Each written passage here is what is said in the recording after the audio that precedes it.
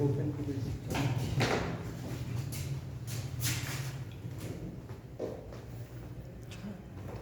Hello students, मैं Manoj Agrawal for the NEET classes. मुख्यमंत्री अभ्युदय योजना में आपका स्वागत है। जो टॉपिक है वो रिस्पिरेशन मिला हुआ था, श्वसन। मैंने कल भी आपको रिस्पिरेशन के बारे में बताया था। थोड़ा जनरल जो है इंट्रोडक्शन दे करके थोड़ा सा रिवीजन कल का पार्ट दे देते हैं, उसके बाद आगे बढ़ेंगे। तो अब मैंने बताया था आपको कि जो रिस्पिरेशन या श्वसन है that is the catabolic, exothermic. तो कैटाबोलिक भी है और कैसा है, एक्सोथर्मिक प्रोसेस है।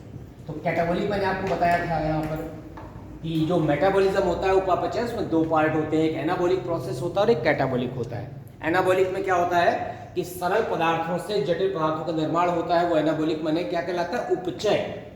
और ये कैसा है, कैटाबॉलिक। कैटाबॉलिक का मतलब होता है अपचय। अपचय का मतलब है जटिल पदार्थों के विखंडन से सरल पदार्थों का निर्माण। तो इसमें रिस्पायरेशन आता है और उपचय में आपके क्या आ जाता है, प्रकाश संश्लेषण आ जाता है। तो ऐसी सभी अभिक्रियाएं जिसमें किसी जटिल पदार्थ का विखंडन हो रहा है that is called the catabolism. और इस तरह की जो अभिक्रियाएं हैं उसको हिंदी में क्या कहते हैं, अपचय कहते हैं। तो ये अपचय भी है और एक्सोथर्मिक है। एक्सोथर्मिक का मतलब है एक्सो माने आउटसाइड, थर्मिक माने टेम्परेचर या एनर्जी, जिसमें एनर्जी क्या हो रही है, रिलीज हो रही है। तो भोज्य पदार्थों के विखंडन की ऐसी क्रिया जिसमें ऊर्जा उत्पन्न हो रही है और उस ऊर्जा को एटीपी के रूप में संचित करके जैविक क्रियाओं में क्या किया जा रहा है, उपयोग किया जा रहा है, दैट इज कॉल्ड द, क्या कहलाएगी यहाँ पर, रिस्पायरेशन। तो हमने जो पार्ट कल देखा था रिस्पायरेशन में, उसमें देखा था कि ये कैटाबॉलिक प्रोसेस भी थी, एक्सोथर्मिक प्रोसेस भी थी जिसमें ऊर्जा रिलीज हो रही थी और यही ऊर्जा एटीपी के रूप में, एटीपी का पूरा नाम आपको बताया था मैंने, एडेनोसिन ट्राइफॉस्फेट। ये क्या है, ये एडेनोसिन ट्राइफॉस्फेट, ये एक न्यूक्लियोटाइड है। न्यूक्लियोटाइड जानते हैं ना, न्यूक्लिक एसिड की यूनिट होती है, तो एक न्यूक्लियोटाइड है और इसमें एटीपी के रूप में एनर्जी संचित होती है और इसमें मेन जो एनर्जी संचित होती है वो फॉस्फेट बॉन्ड में होती है। और ये जो फॉस्फेट बॉन्ड है ये हाई एनर्जी बॉन्ड है, इसीलिए इनको ऐसी ऑब्लिक लाइन से प्रदर्शित करते हैं कि हाई एनर्जी बॉन्ड में तीन फॉस्फेट जुड़े हुए हैं। तो तीनों फॉस्फेट में मिला करके यहाँ पर जो एनर्जी कंज्यूम होती है, तो ग्लूकोज मॉलिक्यूल का जब विखंडन होता है भोज्य पदार्थों में, तो ग्लूकोज का ही क्यों लेते हैं, क्योंकि हमारी बॉडी के लिए जो फ्यूल है, ईंधन है, वो किसका क्या है, ग्लूकोज है। ऑल द प्रोडक्ट, चाहे वो कार्बोहाइड्रेट हो, चाहे वो लिपिड हो, चाहे वो प्रोटीन हो, अल्टीमेटली किसमें कन्वर्ट हो जाते हैं, ग्लूकोज में। ग्लूकोज का जब विखंडन होता है तो ग्लूकोज के विखंडन से एनर्जी रिलीज होती है। अब जब ग्लूकोज के विखंडन से एनर्जी रिलीज होगी तो क्या होगा, यहाँ complex compound converted into the simpler compounds plus एक ग्लूकोज मॉलिक्यूल के पूर्ण विखंडन से 38 एटीपी प्रोड्यूस होते हैं। 38 एटीपी को हम यहाँ पर एनर्जी फॉर्म के रूप में अगर लिखें तो ये 673 किलो कैलोरी ऊर्जा होती है। कितनी, 673 किलो कैलोरी। तो ये जो 38 एटीपी है इसको हम ऐसे लिख सकते हैं 673 किलो कैलोरी एक ग्लूकोज मॉलिक्यूल के विखंडन से। तो बॉडी में यहाँ पर लाखों ग्लूकोज मॉलिक्यूल क्या होते हैं, कंज्यूम होते हैं। और वो जो लाखों ग्लूकोज मॉलिक्यूल कंज्यूम हो रहे हैं उसके कारण से जो एनर्जी रिलीज हो रही है, ये एनर्जी एटीपी के रूप में क्या हो गई, स्टोर हो गई।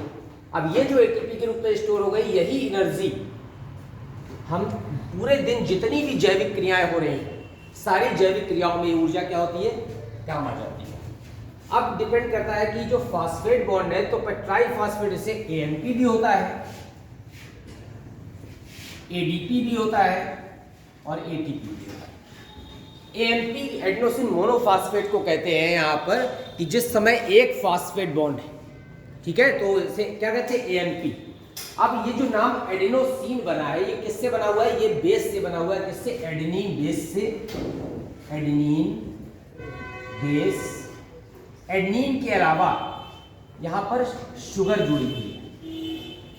तो जब बेस और शुगर जुड़ते हैं तो उसे कहते हैं न्यूक्लियोसाइड। तो एडेनोसिन क्या है, न्यूक्लियोसाइड है। और उसके बाद जब इसमें फॉस्फेट ऐड हो जाता है तो फास्फेट अगर एक जुड़ गया तो एडेनोसिन मोनोफास्फेट। डाइफास्फेट में सेम चीज है, adenine base plus sugar plus phosphate कितने हो गए, 2 फास्फेट है। एटीपी में भी सेम चीज है, एडेनोसिन है, शुगर है और प्लस फास्फेट कितने ऐड हो गए, जब 3 फास्फेट ऐड हो जाएंगे तो एटीपी, 2 जुड़ेंगे तो एडीपी, 1 जुड़ेगा तो ए। अब केवल एडेनिन ही नहीं है, इसके अलावा अगर हम यहाँ पर ग्वानोसिन ऐड कर दें तो आप देखिए क्या लिख सकते हैं, इसको जीटीपी लिख सकते हैं, जीएनपी कम कॉमन है, सबसे ज्यादा कॉमन कौन सा है, जीटीपी। ये ग्वानोसिन ट्राइफास्फेट है, जो बेस ग्वानिन होता है अगर उससे ऐड करा दिया जाए शुगर को तो ये बन जाता है ग्वानोसिन। तो ये भी क्या करता है, एनर्जी स्टोर करता है, लेकिन मोस्ट एफिशिएंट एनर्जी एटीपी के फॉर्म में क्या होती है, स्टोर होती है, और वही हमारी जैविक क्रियाओं में काम आती है। तो जो रिस्पायरेशन प्रोसेस है, तो जो प्रोकैरियोट है उसमें जो श्वसन क्रिया होती है, आपको पता है प्रोकैरियोट्स बैक्टीरिया में आपने स्ट्रक्चर देखा है कि जो बैक्टीरिया की मेम्ब्रेन होती है ऐसा स्ट्रक्चर बनाते हैं प्रोकैरियोट्स का। प्रोकैरियोट में यहाँ पर मीसोसोम नामक एक रचना होती है, उसमें श्वसन एंजाइम होते हैं जिसमें यहाँ पर क्या हो जाती है, एनर्जी रिलीज होती है और एटीपी के रूप में संचित हो जाती है। लेकिन जितने भी यूकैरियोट्स हैं, यूकैरियोट्स में मीसोसोम के रूप में एनर्जी, यहाँ पर मीसोसोम में एंजाइम नहीं होते, जबकि ये एंजाइम कहाँ पर होते हैं, माइटोकॉन्ड्रिया में होते हैं। तो अब जो रिस्पायरेशन प्रोसेस हो रही है वो कहाँ हो रही है, कोशिका के अंदर हो रही है। तो जब कोशिका के अंदर होती है तो उसे कहते हैं सेलुलर रिस्पायरेशन, सेलुलर रिस्पायरेशन, कोशिकीय श्वसन। ये जो कोशिकीय श्वसन है तो ये हमारी सेल है, चाहे एनिमल सेल मान लीजिए चाहे प्लांट सेल मान लीजिए, तो सेल के अंदर जितना भी लिक्विड भरा हुआ है आउटसाइड द न्यूक्लियस उसे कहते हैं साइटोप्लाज्म। केंद्रक कला के बाहर और कोशिका कला के भीतर, मतलब between the nuclear membrane and the cell membrane the liquid is present is called the cytoplasm, कोशिका कला। और फिर इसके अलावा यहाँ पर क्या होते हैं, माइटोकॉन्ड्रिया लगे होते हैं। तो जो सेलुलर रिस्पिरेशन होता है उसमें जो रिएक्शन है श्वसन की, that takes place into the cytoplasm plus mitochondria. कुछ अभिक्रियाएं साइटोप्लाज्म में होती हैं, कुछ किस में होती हैं, माइटोकॉन्ड्रिया में होती हैं। तो अधिकांश अभिक्रियाएं कहाँ होती है, माइटोकॉन्ड्रिया में होती है, इसलिए हम उसे माइटोकॉन्ड्रियल रिस्पायरेशन भी कह देते हैं। लेकिन साइटोप्लाज्म में भी हो रही है क्रियाएं और माइटोकॉन्ड्रिया में भी हो रही हैं। तो कोशिकागम में होने वाली अभिक्रियाएं जो है उसको हमने ग्लाइकोलिसिस बताया था, और जो माइटोकॉन्ड्रिया में जो क्रेब्स साइकिल है वो चल ही रहा था। तो अब हम यहाँ पर देखते हैं कि जो रिस्पायरेशन प्रोसेस और बर्निंग प्रोसेस में डिफरेंस बताया था। क्या बताया था, एक होता है यहाँ पर दहन और एक होता है श्वसन। This is the respiration, this is the combustion.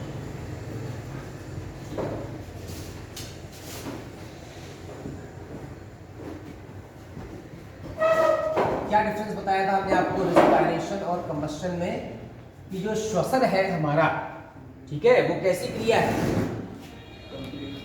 श्वसन हमारी कैसी क्रिया है, respiration it is a biochemical reaction. कैसी है, बायोकेमिकल रिएक्शन है हमारा श्वसन, ये बायोकेमिकल, बायो शब्द लगा हुआ है, इसका मतलब है जैव रासायनिक अभिक्रिया है, जीवों के अंदर हो रही है। और ये कैसी है, यहाँ पर फिजिको केमिकल रिएक्शन थी, फिजिको केमिकल रिएक्शन, ये भौतिक और रासायनिक, ठीक है। जो दूसरा डिफरेंस है यहाँ पर श्वसन और दहन में, दोनों में ही ऊर्जा उत्पन्न होती है। इसीलिए लेवोशियर जो साइंटिस्ट हैं उन्होंने कहा कि respiration just like the combustion, ये भोज्य पदार्थों का केवल क्या है, दहन है। लेकिन थोड़ा डिफरेंस आ गया, ये बायोकेमिकल है, ये फिजिकल है। दूसरी बात है यहाँ पर एंजाइम रिक्वायर्ड, एंजाइम की आवश्यकता होती है और यहाँ पर एंजाइम की आवश्यकता। एंजाइम आपको पता है क्या होते हैं, एंजाइम क्या होते हैं, नहीं तो डेफिनेशन क्या लिखेंगे, एंजाइम उच्च अणुभार के हाई मॉलिक्यूलर वेट के प्रोटीन प्रकृति के ऐसे पदार्थ जो कोशिकाओं द्वारा उत्पन्न होते हैं और जैविक अभिक्रियाओं के दर को क्या करते हैं, प्रभावित करते हैं, दैट्स कॉल्ड एंजाइम। तो ये एंजाइम रिक्वायर्ड, यहाँ पर एंजाइम की आवश्यकता नहीं होती है। और बताएं थर्ड डिफरेंस क्या हो सकता है, रिस्पायरेशन और इसमें और कोई डिफरेंस बताइए जो आपको डिफरेंस समझ में आ रहा हो। स्टेप वाइज एनर्जी रिलीज होती है। हाँ, इसमें जो एनर्जी रिलीज हो रही है स्टेप वाइज एनर्जी,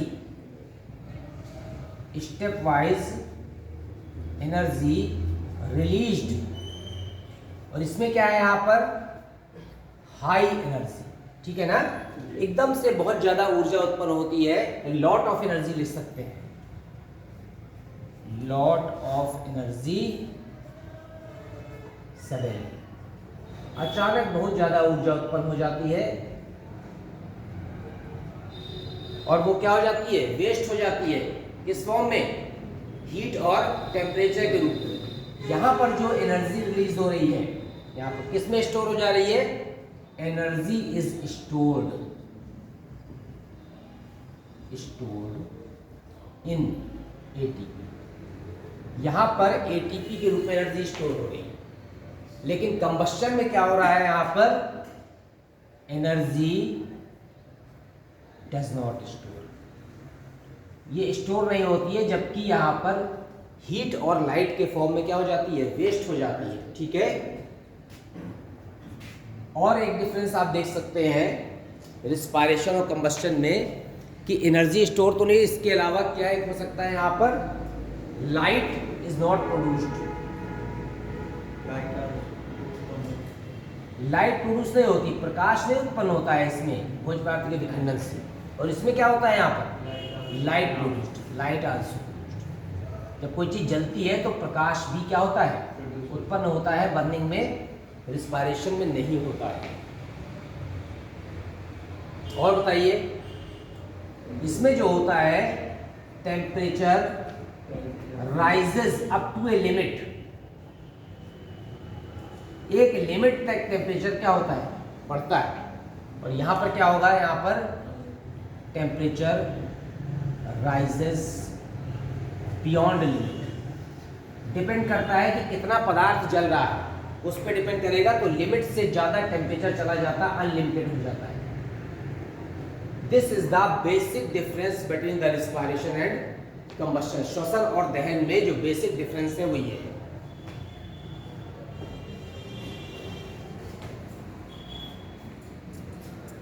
अब रिस्पायरेशन और कंबस्शन में बेसिक डिफरेंसेस के बाद हम आते हैं, टू टाइप्स का रिस्पायरेशन था, एरोबिक और एनारोबिक। मैं शॉर्ट बता देता हूं, एरोबिक और एनारोबिक। हिंदी में क्या कहते हैं, अनाक्सी, और इसको क्या कहते हैं, ऑक्सी। तो ये अनाक्सी श्वसन है और ये क्या है, ऑक्सी श्वसन। जो एनारोबिक रिस्पिरेशन होता है in the absence of oxygen, यहां पर ऑक्सीजन की उपस्थिति नहीं होती है। जब ऑक्सीजन की उपस्थिति नहीं होगी, in the absence of oxygen, food material का एक और नाम है, क्या लिख सकते हैं यहां पर, रिस्पायरेटरी सबस्ट्रेट, माने श्वसन में भाग लेने वाले पदार्थ, respiratory substrate is incompletely oxidised. अगर ऑक्सीजन नहीं है तो ये यहां पर क्या होगा, इनकम्प्लीटली ऑक्सीडाइज्ड, अपूर्ण विखंडन हो रहा है। और जब अपूर्ण विखंडन होता है किसी चीज का तो एनर्जी क्या होती है, कम रिलीज होती है। आप देखें यहाँ पर ये जो ग्लूकोज मॉलिक्यूल है, ग्लूकोज का विखंडन हो रहा है, ऑक्सीडेशन हो रहा है, और ये कन्वर्ट हो रहा है 2C2H5OH plus 2CO2 plus 2 ATP। वैसे कितने मॉलिक्यूल होते हैं, 38 ATP, यहाँ कितने हो रहे हैं, 2 ही हो रहे हैं।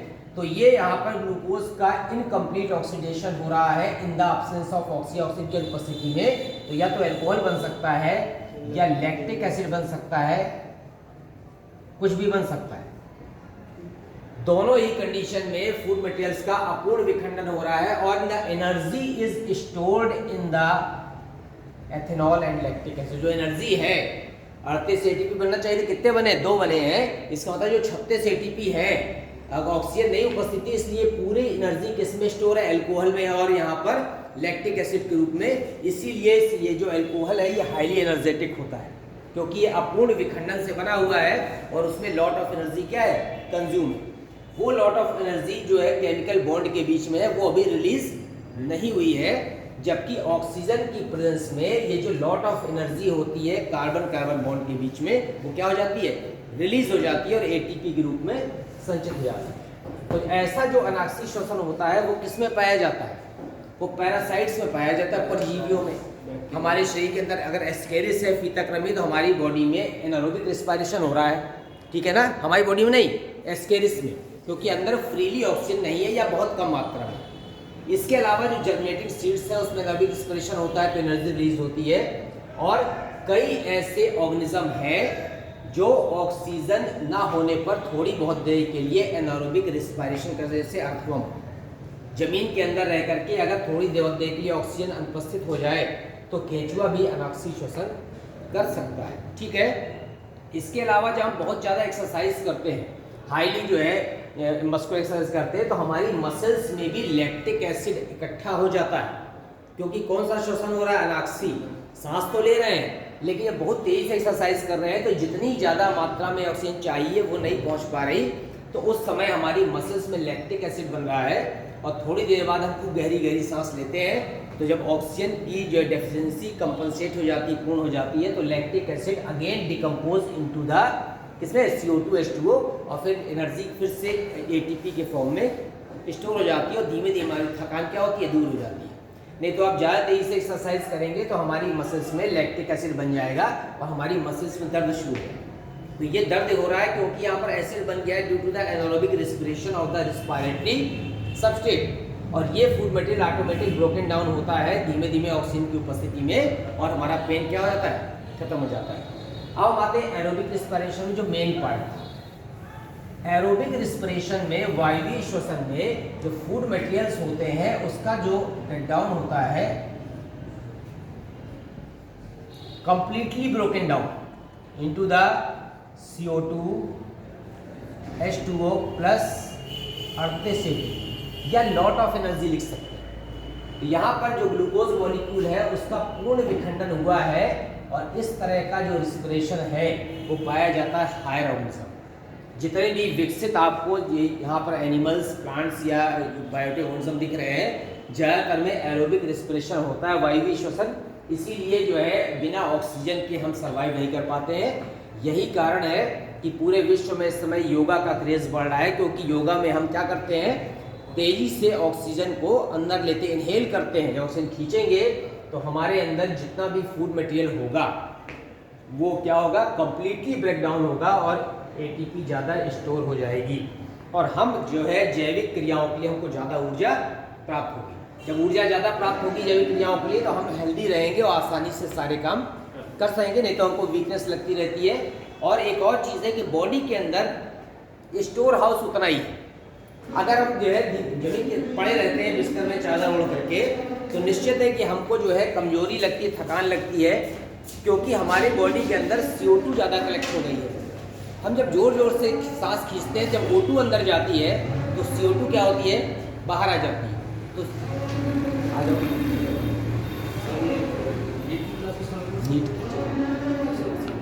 कंप्लीट, अभी एक ही चल रही है ये combined neat and serious.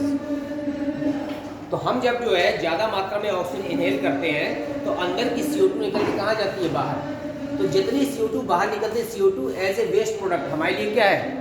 Waste product है। जब CO2 बाहर निकलेगी तभी O2 क्या जाएगी? अंदर जाएगी। तो इसलिए लगातार हम जब योगा करते हैं, सांस खींचते हैं, तो O2 के अंदर जाने से CO2 बाहर आ जाती है और हमको फ्रेशनेस महसूस होती है। बंद कमरे में योगा नहीं करना चाहिए। बंद कमरे में योगा करने से आपके कमरे के अंदर जो ऑक्सीजन है वही ऑक्सीजन हम बार बार ले रहे हैं और धीमे धीमे कमरे की सारी ऑक्सीजन ज़्यादा लोग हैं तो क्या हो जाएगी? खत्म हो जाएगी। जब खत्म हो जाएगी तो हमको फ्रेश एयर अंदर नहीं जाएगी। हमको जो मिक्सचर ऑफ गैसेज है, CO2 और जो है नाइट्रोजन सब मिली हुई गैसें, उसमें ऑक्सीजन का परसेंटेज कम होगा। अब हम जब इनहेल कर रहे हैं, जैसे आप ब्लैंकेट ओढ़ करके लेट जाइए तो काफ़ी देर तक आप ब्लैंकेट ओढ़े रहेंगे तो आपको अंदर उलझन होने लगेगी। क्यों? क्योंकि वही ऑक्सीजन आप ले रहे हैं और CO2 के रूप में बाहर आ रही है। फिर उसके बाद जब फिर इनहेल कर रहे हैं तो आप CO2 भी अंदर जाने लगे, क्योंकि ऑक्सीजन की मात्रा क्या हो गई? कम हो गई। इसीलिए जो है बंद कमरे में आग जलाकर नहीं सोना चाहिए, क्योंकि आग जो है आप बंद करके जब सो रहे हैं तो जो कोल बर्निंग हो रही है, कोयला जल रहा है या हीटर जल रहा है, स्पेशली कोयले के जलने से वो ऑक्सीजन को कंज्यूम कर रहा है और क्या कन्वर्ट बना रहा है? CO2। अब ये CO2 फिर से कार्बन से क्रिया करके ऊपर क्या बना देगी? Carbon monoxide. जितनी ऑक्सीजन कमरे के अंदर थी वो सब कोयले से क्रिया करके CO2 बना दिया और CO2 again react with the carbon to make the carbon monoxide. अब ये carbon monoxide is highly dangerous या highly poisonous because it combines with the haemoglobin more than 250 times than the oxygen. Oxygen की तुलना में 250 गुना ज़्यादा तेजी से carbon monoxide react कर लेती है, किससे? हीमोग्लोबिन से। और जब ये रिएक्ट कर लेगी that makes the carboxy haemoglobin. क्या बनाएगी? Carboxy haemoglobin. अब ये जो carboxy haemoglobin that is poisonous और ये O2 को रिएक्ट करने नहीं देता, किससे? हीमोग्लोबिन से। तो जब O2 का संवहन हमारी बॉडी में रुक जाएगा और जब O2 का ट्रांजैक्शन नहीं होगा, केवल CO कंबाइन करता रहेगा, तो हमारे रक्त में यहाँ पर ऑक्सीजन की कमी हो गई और ऑक्सीजन की कमी हो जाने के कारण CO अंदर जा रही है कार्बन मोनोऑक्साइड और लगातार CO अंदर जाने से हमारे ब्रेन पर इफेक्ट पड़ेगा, क्योंकि हमारे ब्लड में जो कार्बन मोनोऑक्साइड है वो हमारे ब्रेन को ऑक्सीजन नहीं पहुंचने देगा और उससे ब्रेन शॉक हो सकता है। तो ये जो तरह तरह की जो प्रॉब्लम क्रिएट होती है ये तभी होती है जब हम बंद कमरे में आग जलाकर सोते हैं। हम अपने टॉपिक पर आते हैं कि जो एरोबिक रिस्पायरेशन है वो कोशिका में हो रहा है, सेल जो सेल में हो रहा है रिस्पायरेशन, उसमें सेलुलर रिस्पायरेशन में 3 स्टेप होते हैं कोशिकीय श्वसन। किसी को पता है कौन कौन से होते हैं? एक स्टेप होता है ग्लाइकोलिसिस,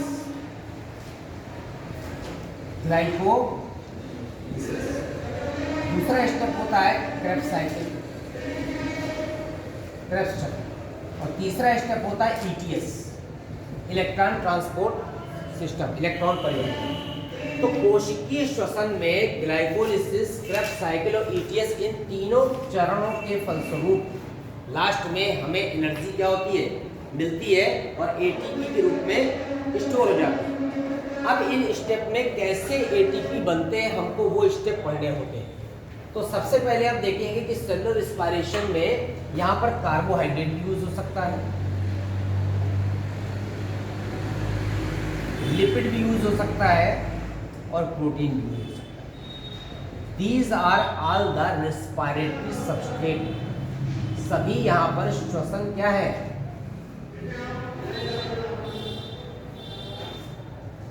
ये सभी रेस्पिरेटरी सबस्ट्रेट।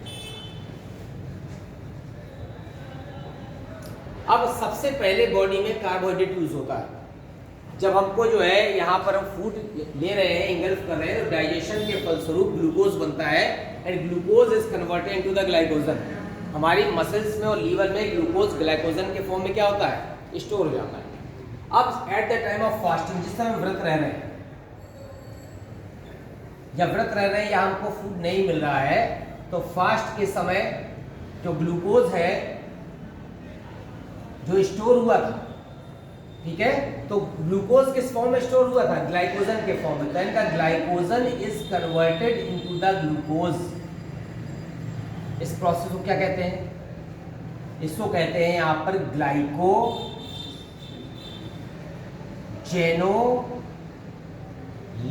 लिसिस माने ब्रेकडाउन। तो ग्लाइकोजन का क्या हो रहा है? ब्रेकडाउन हो रहा है और क्या बन रहा है? ग्लूकोज। कहाँ हो रहा है ये प्रोसेस? लीवर में। रिवर्स भी वही होता है, ग्लूकोज से ग्लाइकोजन भी बनता है और लीवर में स्टोर होता है, लेकिन इस समय at the time of fasting, व्रत के समय, हमारी बॉडी में जो ग्लाइकोजन है वो ग्लूकोज में कन्वर्ट हो रहा है। That is called the glycogenolysis. और ये किस हार्मोन की प्रेजेंस में हो रहा है? मैं बता सकता है, आपने एंडोक्राइन सिस्टम पढ़ा हुआ, अंतःस्रावी तंत्र, कौन सा हार्मोन इस रिएक्शन को स्टिमुलेट करता है? 2 हार्मोन होते हैं, पैंक्रियाज से निकलते हैं अग्न्याशय से, इंसुलिन और ग्लूकेगॉन। इंसुलिन ग्लूकोज को ग्लाइकोजन में कन्वर्ट करने के लिए रिस्पॉन्सिबल है, इंसुलिन। ठीक है, ताकि हमारे क्या हो जाए, डायबिटीज से बच सके। लेकिन अभी हम क्या पढ़ रहे हैं, glycogen is converted to glucose, it is stimulated by the glucagon. जो हार्मोन है ग्लूकेगान, वो ग्लाइकोजन को ग्लूकोज में कन्वर्ट करने के लिए रिस्पॉन्सिबल है। तो ग्लाइकोजन ग्लूकोज में कन्वर्ट हो गया। अब ये हमको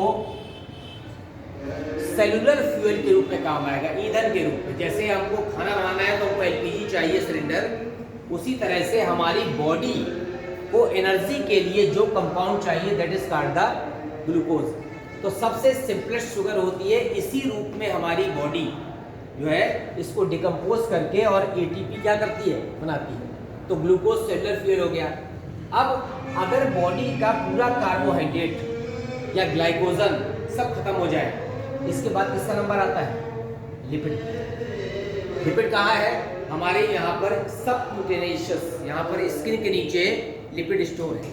तो ये जो लिपिड स्टोर है, अब लिपिड कन्वर्ट होती है किसमें, ग्लूकोज में। तो लिपिड ग्लूकोज में कन्वर्ट हो या ग्लूकोज से एक प्रोडक्ट बनता है पायरुविक एसिड या एसिटिल कोएंजाइम, उसमें कन्वर्ट होता है। तो लिपिड का डिकम्पोजिशन शुरू होता है ताकि बॉडी को क्या मिले, एनर्जी मिले। ठीक है ना।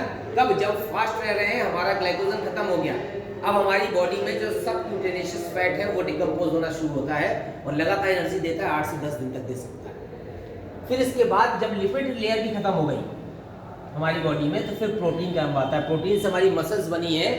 किसी व्यक्ति को आप देखेंगे बहुत बुढ़ापे में, जिसको ठीक से पर्याप्त भोजन नहीं मिल रहा है, उसकी मसल्स फिर झुर्रियाँ आनी शुरू होती है और मसल्स पूरी खत्म होने लगती है। क्या देगा, हड्डी का कंकाल दिखने लगता है। इसका मतलब है उसकी प्रोटीन का डिकम्पोजिशन शुरू हो गया और प्रोटीन लगातार डिकम्पोज होकर क्या दे रही है, ऊर्जा दे रही है। तो फिर प्रोटीन का डिकम्पोजिशन होता है। तो ये जो 3 स्टेप है, ग्लाइकोलिसिस, क्रेब्स साइकिल और ईटीएस, ये तीनों स्टेप कोई भी पदार्थ का विखंडन, चाहे वो ग्लूकोज का हो, चाहे वो या कार्बोहाइड्रेट में किसी का भी हो सकता है, या लिपिड का हो या प्रोटीन का, 3 स्टेप आते हैं। अब ये 3 स्टेप आते हैं, इसमें आप देखिए कि सबसे पहले यहाँ पर फूड मटेरियल ग्लूकोज है। ठीक है, glucose is converted into the compound known as the pyruvic. Compound है पायरुविक एसिड। भाई बताएंगे कैसे बनता है। ये 6 कार्बन का है और पायरुविक एसिड होता है 3 कार्बन का। तो कितने मोल बनेंगे, मोल बने यौगिक 2 मोल बने, क्योंकि ये 6 कार्बन का है, ये 3 कार्बन का है। तो ये सीट है, इसको 20 से काट दो, 3 कार्बन के 2 पार्ट हो गए। तो पायरुविक एसिड में बदल गया ये। अब इसके बाद ये तो चूंकि कार्बोहाइड्रेट था, अगर यहाँ पर लिपिड हो या प्रोटीन हो, वो भी हमें क्या देगी, एनर्जी देगी। तो लिपिड हो या pyruvic acid is converted into A compound acetyl coenzyme. It is the 2 carbon compound. It means the CO2 is released out in this process. तो CO2 रिलीज हो गई और क्या जुड़ गया यहाँ पर, कोएंजाइम में जुड़ गया। तो CO2 निकली तो ये 3 से 2 कार्बन का हो गया और नाम हो गया एसिटिल, और कोएंजाइम में जोड़ दिया तो एसिटिल कोएंजाइम ए। ये रिएक्शन अभी तक ग्लूकोज से जो पायरुविक एसिड बदल रही थी, ये हो रही थी कहाँ पर, साइटोप्लाज्म में, कोशिका द्रव्य।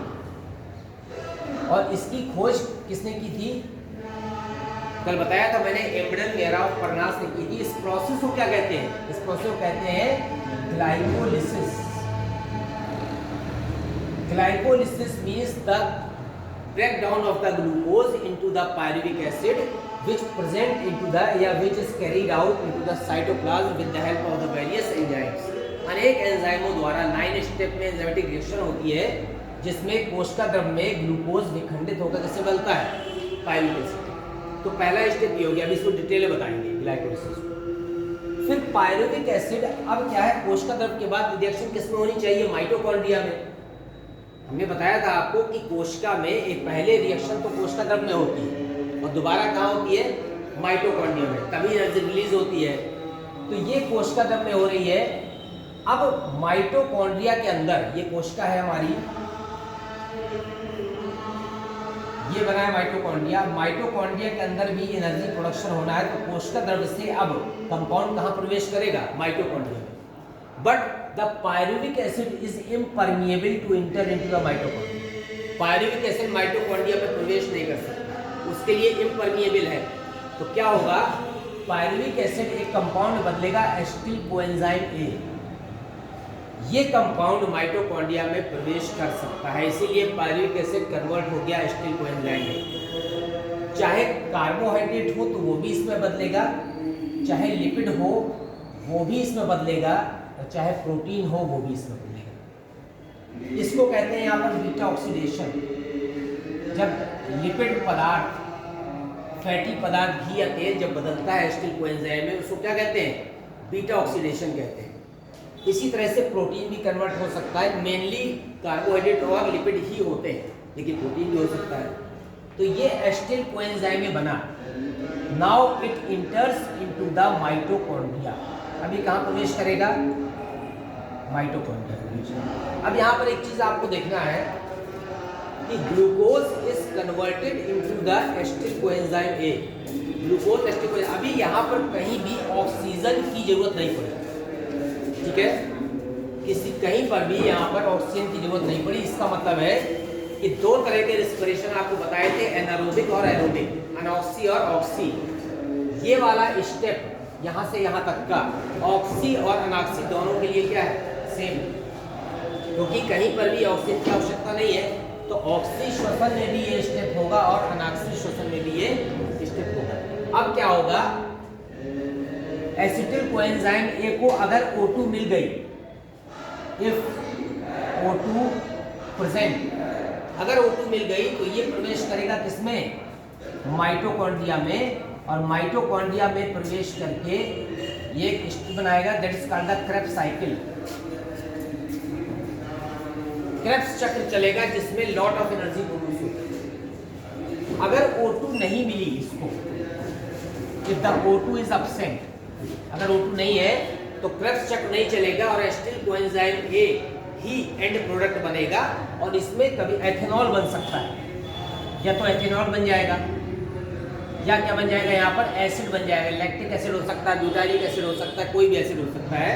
तो यहाँ पर तो टोटल एनर्जी रिलीज हो जाएगी एटीपी के फॉर्म में, लेकिन ये यहाँ पर इस कंपाउंड में ही एनर्जी क्या रह जाएगी, स्टोर रह जाएगी। तो ग्लूकोज का जब ब्रेकडाउन होता है तो ग्लाइकोलिसिस स्टेप तक ये एरोबिक और एनारोबिक दोनों के लिए क्या होता है, सेम होता है। इसके बाद if the O2 is present then it enters into the mitochondria, and if O2 is absent then it converts into the ethanol or the acid। तो जो हमारा यहाँ पर रिस्पायरेशन है, रिस्पिरेशन में ग्लूकोज आप देख रहे हैं पायरुविक में कन्वर्ट हो रहा है, एसिटिल कोएंजाइम में कन्वर्ट हो रहा है, इसके बाद क्रेब्स साइकिल में जाएंगे या एथेनॉल बनेगा। ये डिपेंड करेगा कि ऑक्सी श्वसन हो रहा है या अनऑक्सी। तो हम मेनली इसको पढ़ते हैं क्योंकि हम एरोबिक रिस्पायरेशन हमारे अंदर भी हो रहा है, और जो लॉट ऑफ एनर्जी प्रोड्यूस हो रही है वो किसमें हो रही है, वायवीय श्वसन।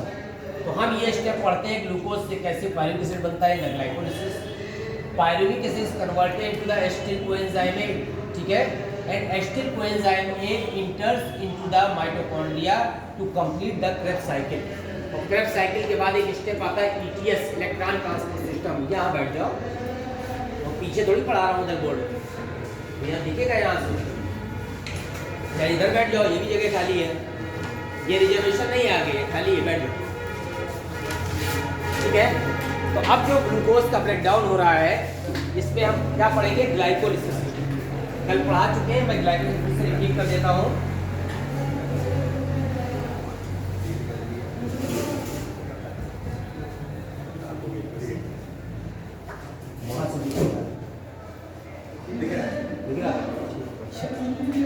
देखिए एक स्टेप होता है ग्लाइकोलिसिस।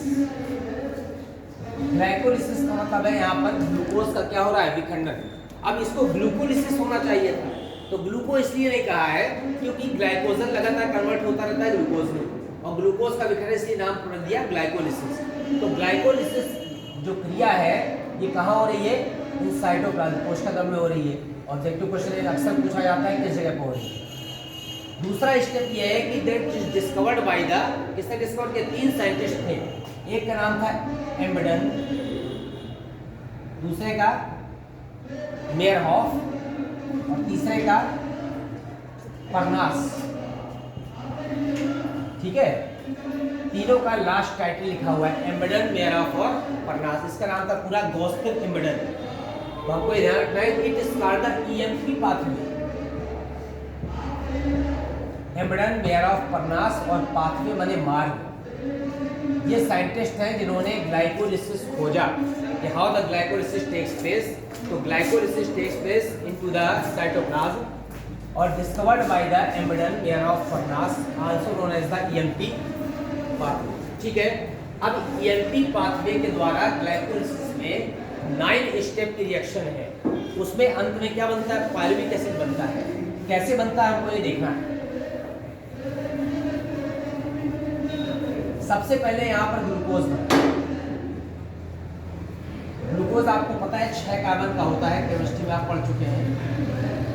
ग्लूकोज और फ्रक्टोज में क्या अंतर है? ग्लूकोज और फ्रक्टोज दोनों पढ़ा है आपने, सब लोगों ने केमिस्ट्री पढ़ी है। आप बताओ, नाम सुना है ग्लूकोज का? आप बताओ ग्लूकोज और फ्रक्टोज में क्या अंतर है?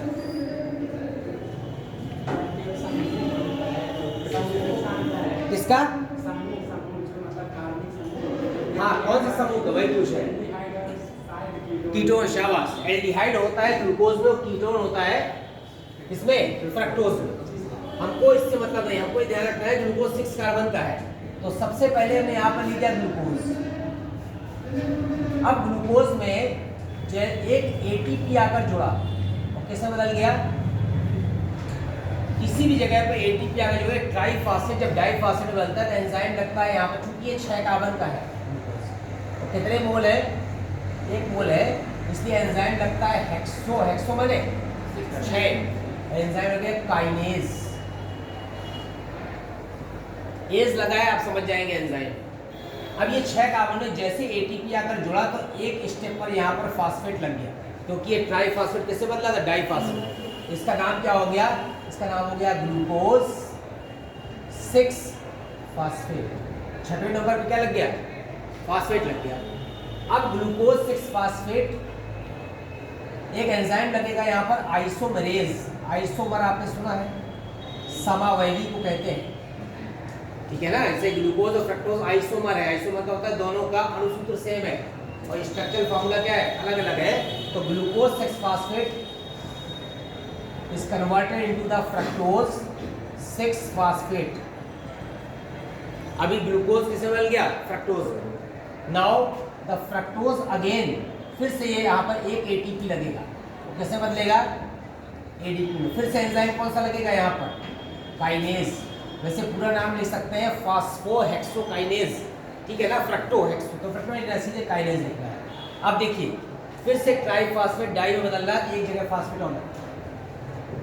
अब इसका नाम क्या होगा? Fructose 1,6 diphosphate. Is the fructose 1,6 diphosphate. अभी भी ये 6 कार्बन का है और कितने मोल है? 1 मोल। कोई चेंज नहीं हुआ। 6 कार्बन पहले भी थे, 1 मोल पहले, 2 क्या लग गए? फास्फेट लग गए। अब क्या होगा? यहाँ पर एक एंजाइम लगेगा, that is called the aldolase. Enzyme का नाम है एल्डोलेज। ये यहाँ से टूट जाएगा। 3 कार्बन के 2 यौगिक। एक यौगिक का नाम है यहाँ पर DHAP, पूरा नाम है यहाँ पर di hydroxy acetone phosphate, DHAP। समझ गए? कितने कार्बन का है? 3 कार्बन। कितने मोल है? 1 मोल। और दूसरा कंपाउंड है यहाँ पर PgAl। बताओ फुल फॉर्म PgAl।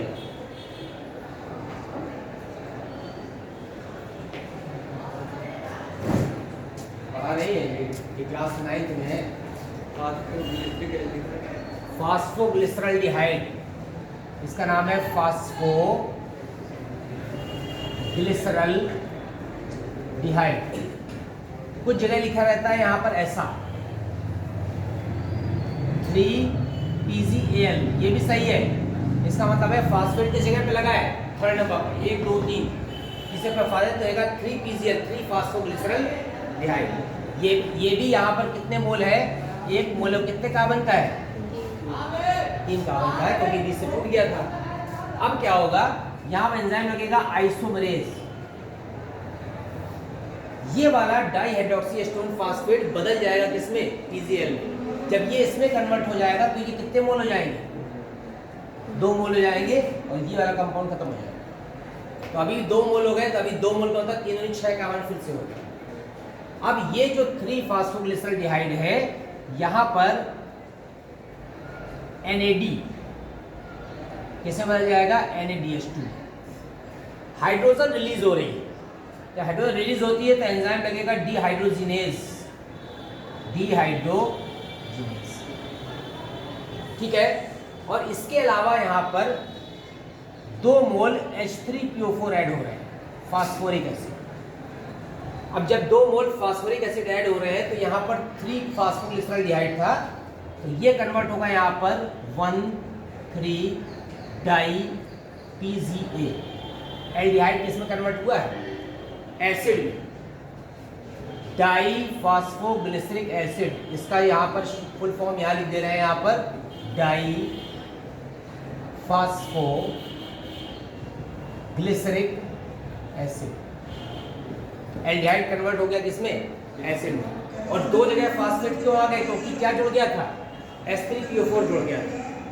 अब जो डाई फास्फोग्लिसरिक आ भी रहा है, बोल में यहाँ की नहीं आ रहा है, ये जो 1,3-डाइफॉस्फोग्लिसरिक एसिड है। अब देखिए पहली बार यहाँ पर 2 ADP से क्या बनेगा, ATP।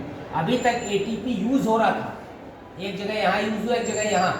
अब ATP क्या हुआ, निर्मित हुआ है। क्यों, क्योंकि ये जो 1,3-डाइफॉस्फोग्लिसरिक एसिड था, ऐसा कंपाउंड था, इसमें 2 जगह फास्फेट लगा था, पहले पर भी तीसरे पर भी। तो इसमें यहाँ पर पहले वाला फास्फेट हट गया दोनों से, तो पहले का फास्फेट हट गया तो नाम हो जाएगा यहाँ पर 3PGA। क्या नाम है इसका, 3 फास्फोग्लिसराइड, मतलब पहले नंबर का फास्फेट हट गया तो 2 जो मोल से हटा तो 2 ATP बन गया, नाम हो गया 3 फास्फोग्लिसरिक एसिड। अभी भी कितने कार्बन का है, अभी भी ये 3 कार्बन का, कितने मोल है, 2 मोल है, ठीक। अब वहां जगह नहीं है, इसके बाद इसको इधर ले आते हैं। ये जो 3PGA है, 3 फास्फोग्लिसरिक एसिड, ये कन्वर्ट हो जाएगा किसमें, 2PGA। इसका मतलब है फास्फेट शिफ्ट हुआ है, केवल 3 से कहाँ गया है, सेकेंड नंबर, बाकी कोई चेंज नहीं आया, केवल फास्फेट यहाँ पर चेंज हुआ है। और इस वाली जो अभिक्रियाएं आप पढ़ रहे हैं, मोस्ट ऑफ द रिएक्शन में मैग्नीशियम आयन की प्रेजेंस में होती है अभिक्रियाएं, सारी अभिक्रियाएं किसकी प्रेजेंस में, मैग्नीशियम आयन की प्रेजेंस में। अब 2PGA या यहाँ पर 2 फास्फोग्लिसरिक एसिड है, ये भी 3 कार्बन का, कितने मोल है, 2 मोल। ये फिर से कन्वर्ट होगा इसमें किसमें, फास्फोइनॉल पाइरुवेट, एक कंपाउंड है यहाँ पर, फास्फोइनॉल पाइरुवेट। एंजाइम लगेगा इनोलोएज, क्या लगेगा, इनोलोएज। और ये जो फास्फोइनॉल पाइरुवेट है, अभी भी ये कितने कार्बन का है, 3 का, कितने मोल है, 2 मोल है। सबसे लास्ट में एक बार फिर से यहाँ देखो, यहाँ पर एक एंजाइम लिखना भूल गए थे, कौन सा था, काइनेज। जब भी ATP बने या यूज होता है, एंजाइम कौन सा लगेगा, काइनेज। यहाँ फिर से एक एंजाइम लगेगा काइनेज, और जो PEP है लास्ट में बदल जाएगा किसमें, पाइरुविक एसिड। और पाइरुविक एसिड के बनते ही यहाँ पर 2 ADP किससे बदलेंगे, ATP। देखो ये फायदा हुआ 2 का उधर और 2 का इधर। ये पाइरुविक एसिड 3 कार्बन का था, और कितने मोल थे, 2 मोल थे। देख रहे हैं आप, 6 कार्बन का जो ग्लूकोज था वो 3 कार्बन के 2 यौगिकों में टूट गया, ठीक है ना। That process called the glycolysis discovered by the embryonic layer of carbonas present in the cytoplasm. तो कोशिका द्रव्य में होने वाली ऐसी क्रिया जिसमें 6 कार्बन का ग्लूकोज 3 कार्बन के 2 मोल में टूट जाता है, इसी को कहते हैं glycolysis. But the pyruvic acid can not inter into the mitochondria. अब इसका फर्दर ऑक्सीडेशन होना है, किसमें जाएगा, माइटोकॉन्ड्रिया में, लेकिन ये माइटोकॉन्ड्रिया में प्रवेश नहीं कर पा। अब जब प्रवेश नहीं कर पा रहा तो बायोलॉजी में या बायोटेक्नोलॉजी में हम वेक्टर का यूज करते हैं, वाहक, ताकि उसको दूसरे के अंदर क्या कर दें, प्रविष्ट करा दें। तो यहाँ पर वेक्टर का यूज नहीं हो पा रहा, क्यों, क्योंकि सेल के अंदर ये रिएक्शन हो रही है। तो नेचर में पायरुविक एसिड ऑटोमेटिक कन्वर्ट होता है किसमें, दो कार्बन के compound name as the acetyl coenzyme ए।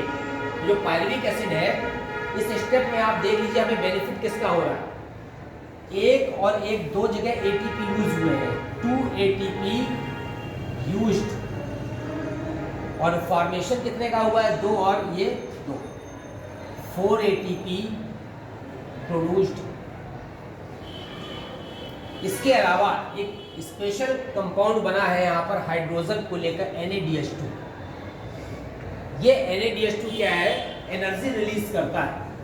तो 1 NADH2 कितनी एनर्जी बनाता है, कितनी ATP बनाता है, 3 ATP। तो इसलिए 2 NADH2 कितने बनाएगा, 6 ATP। तो देखिए कितने का फायदा हुआ, 6 ये और 4 ये, 10 का बेनिफिट हुआ। बेनिफिट नहीं, 10 बने और यूज कितने हुए, तो हमको यहाँ पर 10 रुपए मिले और 2 खर्च हो गए, तो बेनिफिट कितने का हुआ, 8। तो एक ग्लूकोज अणु के पूर्ण विखंडन से 38 ATP बनते हैं ना, 8 मिल गए ग्लाइकोसिस में। अब कितने बचे, 30। अब देखिए कैसे नेक्स्ट स्टेप में यहाँ पर ATP बनते हैं। अब हम आते हैं पायरुविक एसिड। आज लगता है सब लोग लैपटॉप भी लेके जाएंगे क्या? अब हम आते हैं यहाँ पर पायरुविक एसिड के कन्वर्जन। देखिए ये जो जितने भी मॉलिक्यूल है, इंटरमीडिएट कंपाउंड है, इसको इंग्लिश में लिखना ही सरल है, क्योंकि शॉर्ट फॉर्म हम 2PGA, 3PGA, PGL हिंदी में लिख सकते हैं, ठीक है ना। इसलिए आप इंग्लिश वर्जन यूज करेंगे तो आपका समय बचेगा एग्जाम में और कहानी नहीं लिखनी पड़ेगी। ये तो आप हर स्टेप को लैंग्वेज में लिखते रहेंगे, इस एंजाइम की उपस्थिति है, और कुछ नहीं करना आपको, केवल रिएक्शन इसी में लिख देना है और उसकी थ्योरी डिक्टेट नहीं करनी। अब आते हैं पायरुविक एसिड। हमको पायरुविक एसिड मिलते हैं कितने मोल, 3 कार्बन के 2 मोल। अब क्या होगा, पायरुविक एसिड ऐसा कंपाउंड है 3 कार्बन, इस कंपाउंड को हमको 2 कार्बन में बदलना है। जब 2 कार्बन में बदलेंगे तो एंजाइम यहाँ पर कौन सा लगेगा, टी कार्बोक्सिलेज। क्या रिलीज होगी, CO2। डी बने निकलना, जैसे डिहाइड्रेशन, जल का निकलना, डी कार्बोक्सिलेज माने किसका निकलना, CO2 का निकलना। तो एंजाइम लगा डी कार्बोक्सिलेज। तो एक यौगिक बना है यहाँ पर एसिटिल कोएंजाइम ए। अब आप देखिए कोएंजाइम ए आ गया, इसका मतलब है कि यहाँ पर कोएंजाइम ए ऐड किया गया। तो पायरुविक एसिड से 2 कार्बन का बना, उसका नाम होता है एसिटिल, ठीक है। और उसमें कोएंजाइम में जोड़ दिया, नाम बन गया एसिटिल कोएंजाइम। कितने कार्बन का था ये, 2 कार्बन का था, और कितने मोल थे, 2 मोल। अभी थोड़ी कमी है इसमें, क्या कमी है इसमें, डी कार्बोक्सिलेज के अलावा एंजाइम लगता है डिहाइड्रोजिनेज। डिहाइड्रोजिनेज का मतलब क्या निकल रही है, हाइड्रोजन। हाइड्रोजन निकलती है NADH2 के फॉर्म में, it is the 2 NAD, it is converted into the 2 NADH2। अब ये रिएक्शन पूरा हो गया। Pyruvic acid is converted into the acetyl coenzyme A with the help of the enzyme pyruvic dehydrogenase and decarboxylase। अब हमको इसमें benefit क्या हुआ, बेनिफिट ये हुआ कि एक NADH2 कितने ATP बना रहा था, 3, तो 2 से कितने बनेंगे, 8 ATP वहां फायदा हुआ था, और 6 का कहाँ हुआ, यहाँ कितने हो गए, अरे यार इतनी मैथ तो आती होगी, 14। और टोटल कितने ATP बनते हैं ग्लूकोज मॉलिक्यूल, एक ग्लूकोज मॉलिक्यूल से 38। तो अभी कितने और चाहिए हमको, 24 और चाहिए। तो 38 में 14 हटा दीजिए आप, इसका अभी 24 ATP हमको और बनाना है, ठीक है। तब टोटल ब्रेकडाउन होगा। अब जब 24 ATP बनना है, इसका मतलब है कि एसिटिल कोएंजाइम किसमें प्रवेश करता है, अब माइटोकॉन्ड्रिया। माइटोकॉन्ड्रिया में कैसे प्रवेश कर रहा है, कैसे ATP बनता है, इसको हमको पढ़ना है।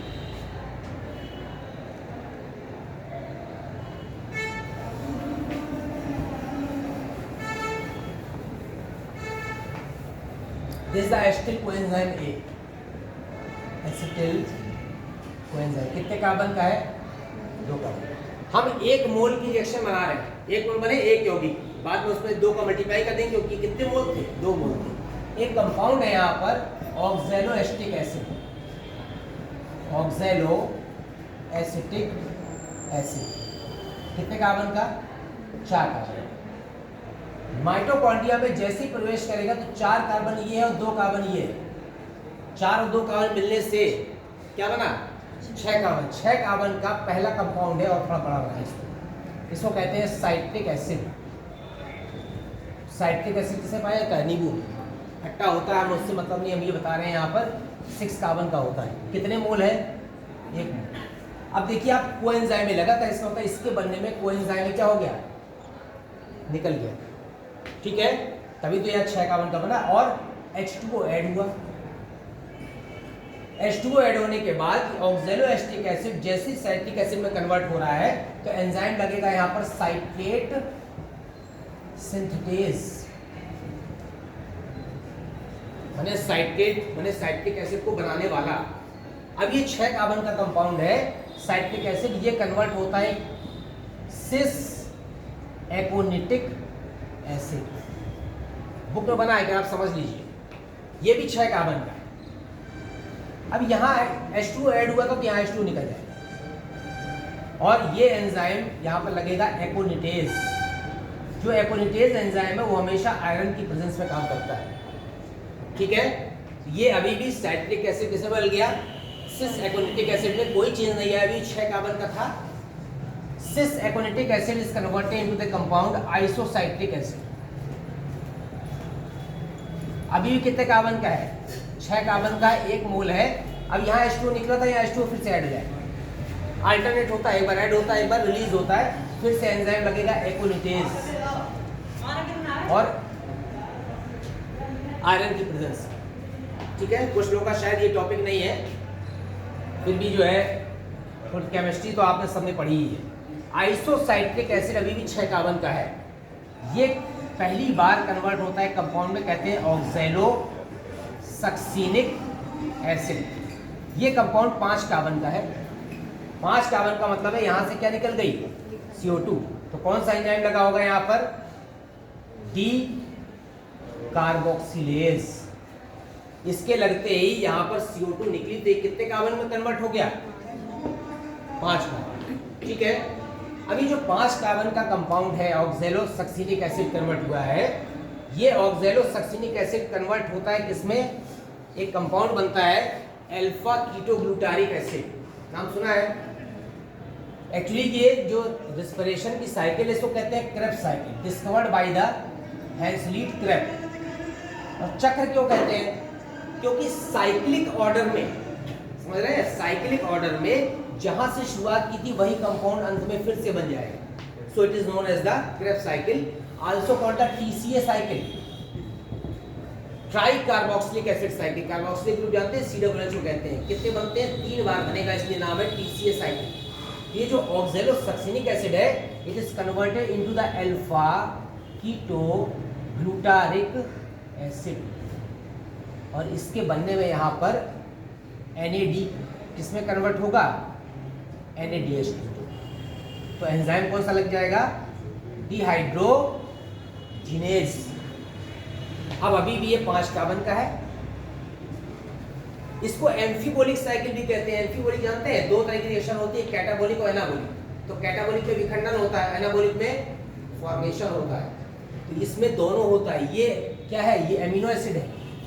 तो एमिनो एसिड का निर्माण हो रहा है तो कौन सी प्रोसेस हो गई? एनाबोलिक। और बाकी चीजों में विखंडन हो रहा है तो कौन सी हो गई? Catabolic. It is also called the एम्फीबोलिक process. अभी जो अल्फा कीटोग्लूटारिक एसिड है इट फिर से कन्वर्ट होता है किसमें? यहाँ पर कौन सा कंपाउंड बनेगा? फिर से एक एंजाइम लगेगा, कौन सा? डी कार्बोक्सिलेज एंड डिहाइड्रोजिनेज, दोनों। तो CO2 भी निकली और क्या निकला यहाँ से? 2NAD किसमें कन्वर्ट हुआ? 2NADH2 में। तो दोनों के निकलने से ये कंपाउंड कितने कार्बन का हो गया? 4 कार्बन। अब 4 कार्बन का जो बना इसका नाम है यहाँ पर सक्सिनिल। देखिएगा नाम, कोएंजाइम है। अब कोएंजाइम में जुड़ा इसका मतलब है यहाँ पर कोएंजाइम में क्या हो गया? फिर से ऐड हो गया। आप जब विटामिन पढ़ते हैं तो उसमें कई जगह लिखा रहता है it act as the coenzyme. Coenzyme का मतलब है सहायक एंजाइम, जो वास्तव में एंजाइम नहीं है लेकिन एंजाइम की सक्रियता के लिए क्या है? आवश्यक है। जैसे मैं यहाँ पर आपको पढ़ा रहा हूँ, तो सपोज करिए मैं एंजाइम, मैं यहाँ से चला जाऊँ कि आपका टेस्ट ले रहा हूँ, एक डंडा रख जाऊँ यहाँ पर, दैट इज द कोएंजाइम। आपको पता है कि डंडा रखा है, लौट के आएंगे तो चार चार रगड़ेगा मुझको, ठीक है ना, जबकि डंडा खुद नहीं चल के जाएगा, तो इसको डंडा किसी क्या करेगा, उत्प्रेरक की तरह सब कैटलिस्ट। तो ये सक्सिन कोएंजाइम में बदल गया, अभी कितने कार्बन है, 4 कार्बन। सक्सिन कोएंजाइम में अब की बार यहाँ से कोएंजाइम में फिर निकल जाएगा, तो ये बदल जाएगा किसमें, सक्सिनिक एसिड। अभी भी कितने कार्बन का है, 4। इससे सक्सिनिक एसिड बनने में जीडीपी किसमें बदलेगा, अभी तक आपने देखा था एटीपी का कन्वर्जन, पहली बार इसका देखेंगे, जीडीपी से क्या बन गया, जीडीपी। सक्सिनिक एसिड कन्वर्ट होगा ऑटोमेटिक यहाँ पर फ्यूमेरिक एसिड। फ्यूमेरिक एसिड के बनने में एक FADH2, FAD किसमें बदलेगा, FADH2, और फ्यूमेरिक एसिड कन्वर्ट होगा किसमें, मैलिक एसिड में, और मैलिक एसिड अल्टीमेटली कन्वर्ट होगा किसमें, ऑक्सैलिक एसिड। लास्ट बार यहाँ पर फिर से NAD लगेगा, तो किसमें कन्वर्ट हो जाएगा, NADH2। ठीक है, अब देखिए आपको केवल ये रिएक्शन इसलिए बताया कि आप एटीपी गिनिए, यहाँ पर NADH2 एक बार निकला, ये 1 2 और 3 NADH2 बराबर कितने एटीपी, 9। एक NADH2 कितने बना था, 3 से कितने बने, 9। ये जो FADH2 है, ये FADH2 बनाता है 2 ATP, 1 FADH2 equal to 2 ATP, तो 9 और 2 कितने हो गए, 11, और एक बन रहा है GTP, तो 1 GTP is equal to 1 ATP। कितने ATP हो गए, 12। क्रेब्स साइकिल में कितने का लाभ हुआ, 12 का। और एस्टिल कोएंजाइम में कितने मोल थे, 2 मोल, इसका मतलब कितने चक्र चल रहे हैं, 2, तो 12 दूनी 24, तो 14 पहले बन गए थे, कितने हो गए, 38। तो एक ग्लूकोज मॉलिक्यूल के पूरे विखंडन से कितने एटीपी बन सकते हैं, हमको ये देखना है। समझ में आ गया आपको। तो यहाँ पर जो क्रेब्स साइकिल है, क्रेब्स साइकिल हमेशा O2 की प्रेजेंस में होती है, माइटोकॉन्ड्रिया के मैट्रिक्स में होती है, मैट्रिक्स माने उसके अंदर का लिक्विड। इसके अलावा ETS साइकिल चलती है, इलेक्ट्रॉन ट्रांसपोर्ट साइकिल, वो चलेगी इंटर माइटोकॉन्ड्रियल मेम्ब्रेन। ये माइटोकॉन्ड्रिया है, ये माइटोकॉन्ड्रिया में ये क्रिस्टी है, सब ने देखा है स्ट्रक्चर। अभी जो क्रियाएं हो रही थी वो यहाँ हो रही थी। अब इसके बाद इंटर माइटोकॉन्ड्रियल मेम्ब्रेन, ये डबल लेयर्ड होती हैं, इसके अंदर एंजाइम लगे होते हैं, आपको बताया था ऐसे F1 पार्टिकल, जिसे ऑक्सीसोम भी कहते हैं। ये मैट्रिक्स नहीं है, ये this is present to the inter mitochondrial membrane. अब इसके बाद ETS साइकिल होगी, इसका मतलब है कि ATP तो रिलीज हो गए, अब क्या बचा, ये जो ATP बने हैं ना, ये ATP इस तरह से नहीं बनते, यहाँ पर केवल कंपाउंड बना है। ये NADH2 किस तरह से ऑक्सीडाइज होंगे और एनर्जी रिलीज करेंगे, यहाँ पर that is called the ETS cycle that present into the F1 particle of the intermitochondrial membrane, और F1 पार्टिकल को ऑक्सीसोम भी कहते हैं। तो अब जो आगे की क्रिया होगी वो कहाँ होगी, F1 पार्टिकल में होगी, तो इसे कहते हैं ETS साइकिल। तो माइटोकॉन्ड्रिया में यहाँ पर जो क्रेब्स साइकिल चल रही थी, हैंसलीट क्रेब ने खोजा था, एम्फीबोलिक साइकिल नाम लिया था, TCA साइकिल भी कहते हैं, क्योंकि कई जगह यहाँ पर क्या बना है, कार्बोक्सिलिक एसिड बना है। कार्बोक्सिलिक एसिड में आप देख सकते हैं यहाँ पर ये साइट्रिक एसिड है, जैसे आइसोसाइट्रिक है, इसके नाम पर नाम रख दिया TCA, tri carboxylic acid cycle, discovered by the Hanslit Krebs. तो क्रेब नामक साइंटिस्ट को यहाँ पर नोबेल पुरस्कार मिला था, किसके साथ, एक साइंटिस्ट हुए हैं फ्रिट्ज लिपमैन। फ्रिट्ज लिपमैन ने सबसे पहले ATP साइकिल खोजी थी, that is the energy currency. तो ATP कैसे कार्य करता है, उसके लिए ATP cycle discovered by the Fritz Lipman, और दोनों ने एक साथ नोबेल पुरस्कार जीता था, हैंसलीट क्रेब ने और किसने, फ्रिट्ज लिपमैन। तो यहाँ पर फ्रिट्ज लिपमैन और हैंसलीट क्रेब दोनों का जो साइकिल चलता है, that is called the Krebs cycle. तो आपने देखा कि जो रिस्पायरेशन हो रहा था उसमें ग्लाइकोलिसिस में किस तरह से 8 ATP बन रहे थे, ग्लाइकोलिसिस में पायरुविक एसिड से जो एस्टिल कोएंजाइम में बना उसमें कितने बन रहे थे, 6। और उसके बाद जब हमारा एस्टिल कोएंजाइम में दोबारा माइटोकॉन्ड्रिया प्रवेश करता है, क्रेब्स साइकिल के अंतर्गत बनाता है, तो कितने ATP, 12, और 1 Krebs cycle equal to 12 ATP और 2 Krebs cycle equal to 24 ATP, तो लास्ट में लिख देंगे समरी कि ग्लूकोज के पूर्ण विखंडन से 8 + 6 + 24 एटीपी बराबर 38 एटीपी मुक्त होते हैं। अब इस 38 एटीपी का फर्दर ऑक्सीडेशन फर्दर कैसे बन रहे हैं, वो कहाँ होगा, ईटीएस साइकिल में present into the F1 particle. तो ईटीएस साइकिल पढ़ाएंगे माइटोकॉन्ड्रियल में इंटर मेम्ब्रेनस स्ट्रक्चर के अंदर जो हो रहा है यहाँ पर F1 पार्टिकल में। और इसके अलावा 2 शटल काम करते हैं। शटल का मतलब ट्रेल नहीं, शटल का मतलब बाहर। एक को कहते हैं मैलेट एस्पिरेट शटल और एक को क्या कहते हैं, ग्लाइकोलिटिक शटल। तो दोस्त एक शटल में बनते हैं 36 एटीपी, एक में बनते हैं 38। दोनों का अलग अलग पाथ है, मार्ग है माइटोकॉन्ड्रिया के अंदर। तो एक 36 एटीपी बनाता है, एक 38 बनाता है। डिपेंड करता है एफिशिएंसी के ऊपर, कितनी उनकी क्षमता है। तो क्षमता के आधार पर यहाँ पर डिसाइड होता है। तो इस स्टेप को हम जो है नेक्स्ट ले लेंगे। आज बच्चे की लेट हो गया है, ठीक है।